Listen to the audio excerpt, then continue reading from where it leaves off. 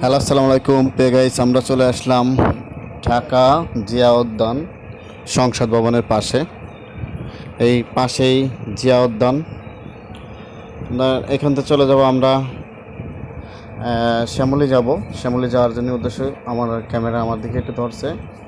আমার গাড়ি ডিসকভারি 125। গাড়ির টান আছে আপনার 40-50 এরকম টানতেছে স্বাভাবিকভাবে।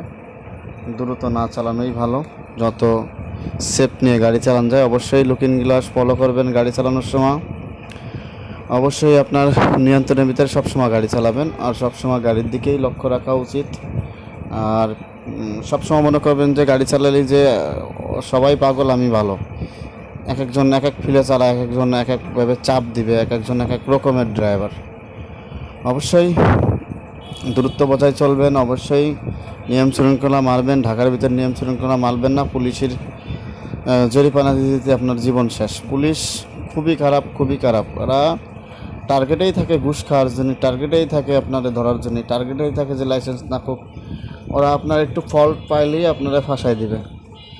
তবে অবশ্যই হোন্ডাটা খুবই চালানো রিস্ক। নিয়ম শৃঙ্খলা মাইনে সবাই গাড়ি চালাবেন। ভালো থাকবেন।